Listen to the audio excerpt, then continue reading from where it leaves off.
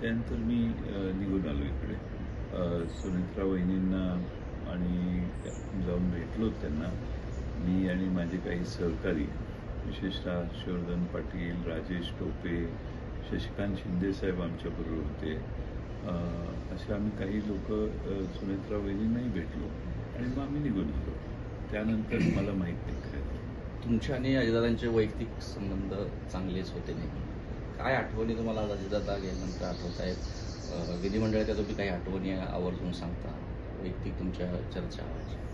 नाही, अजितदादांच्याबद्दल प्रचंड आठवणी आहेत. कारण 1995 सालापासून म्हणजे 91ला ते विधिमंडळात आले आणि मी 90 साली विधानसभेत निवडून गेलो. त्यानंतर 92-93 पासून आणि 95 नंतर विरोधी पक्षात आम्ही 99पर्यंत होतो आणि त्यानंतर मग एका सरकारमध्येच आम्ही काम केलं. अगदी विरोधी पक्षात असताना देखील शेजारीच आम्ही एकत्रित बसायचो आणि त्यामुळं बऱ्याच आठवणी आहेत, म्हणजे अगणित आठवणी आहेत. त्यांच्या स्वभावाचे पैलू आम्हाला फार बारकाईनं माहिती आहेत. अनेक असे संवाद आहेत की जे संवाद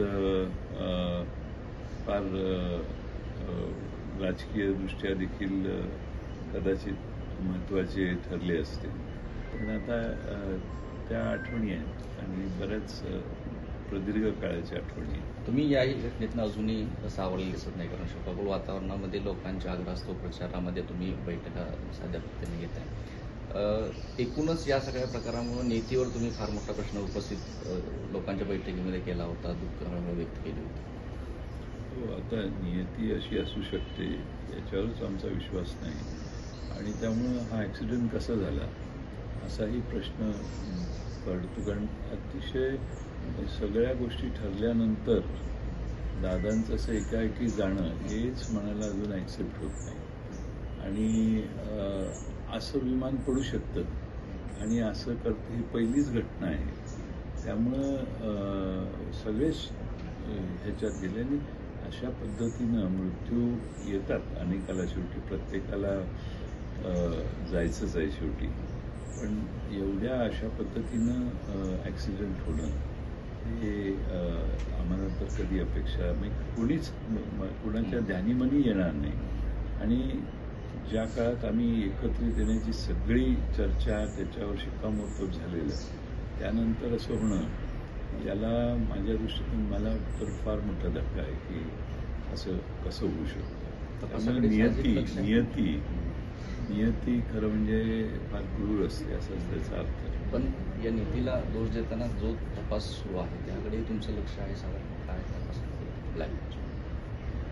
मला ते तिथल्या एका सरपंचाने त्या गावातल्या असं सांगितले की फार मोठा आवाज विमानात यायला लागला वगैरे वगैरे वगैरे आणि तो नेहमीच्या आवाजापेक्षा वेगळा होता.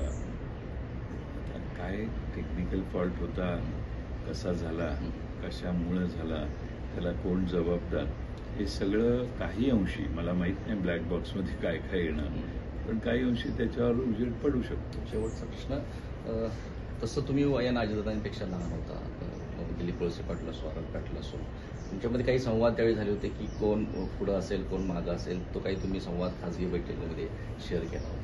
मी शेवटी नेहमी विनोदानं म्हणायचो तुमच्या चौघांत मी लहान आहे, त्यामुळे तुमचा नंबर पुढे आहे, तुम्ही काही व्हा म्हटलं, माझी काही तुम्हाला कुणालाच विरोध नाही, मला भरपूर वेळ आहे माझ्याकडं, त्यामुळे तुम्ही काही कुठल्याही पदावर जावा, माझी तुम्हाला शुभेच्छाच आहे, असं आम्ही विनोदाने म्हणायचो हसत हसत. त्यामुळं एकमेकाशी स्पर्धा करणं हा विषय कधी आमच्या चौघात तर कधी आला नाही.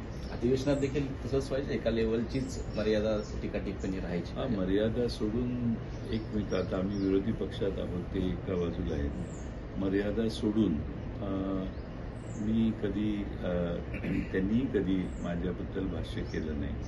आणि मला वाटतं की राजकारणामध्ये मर्यादा कशा राखायच्या याचा त्यांना पण भान बऱ्यापैकी चांगलं होतं. बरोबर, इच्छाशक्ती होती, तशी ताकदही होती अजितदादांची की मुख्यमंत्रीपद सांभाळतील, पण फुलकावणी दिली या नेत्याला मुख्यमंत्री. मला असं वाटतं की त्यांना त्यांच्या नेतृत्वाला मुख्यमंत्री होता आलं असतं आणि ते झाले असते तर महाराष्ट्रात अधिक प्रभावीपणानं त्यांनी महाराष्ट्रात काम केलं असतं. त्यांची काम करण्याची फार ॲग्रेसिव्ह एकदा काम ठरलं, निर्णय झाला, त्याची अंमलबजावणी करून घेणं याच्यात त्यांचा हातखंडा होता आणि प्रशासनावर चांगली पकड होती. त्यामुळं ते अतिशय चांगले मुख्यमंत्री म्हणून महाराष्ट्रात त्यांनी काम केलं असतं. राष्ट्रवादीच्या कार्यकर्त्यांना आव्हान काय आहे? म्हणजे दोन्हीकडच्या संदिग्ध अवस्था आहे, एकीकडे या चर्चा सगळ्या नाही, अजितदादांचा फार आग्रह होता की आपण एकत्रित होऊया आणि आमच्या बाजूने कोणाचाच नकार नव्हता. त्यामुळं अजितदादांची जी अंतिम इच्छा आहे ती अंतिम इच्छा पूर्ण करण्याची बुद्धी सर्वांना जर परमेश्वरानं दिली, दोन्ही बाजूला, त्या बाजूला या बाजूला, पण मी शेवटी सगळ्या 8-9 महिने मी या सगळ्या चर्चा अतिशय मीच केलेल्या आहेत चर्चा, म्हणजे दुसऱ्या कोणी सांगायची गरज नाही.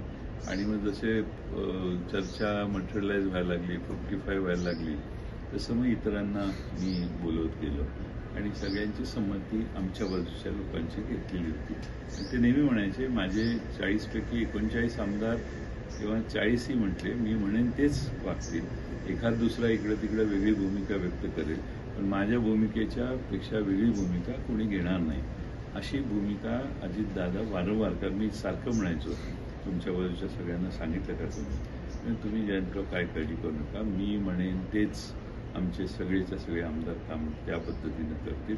त्यामुळं या एकत्रित येण्याला कुणाचाच विरोध नाही, उलट पाठिंबा जास्त आहे. म्हणजे सगळे म्हणतात की हे लवकर करा.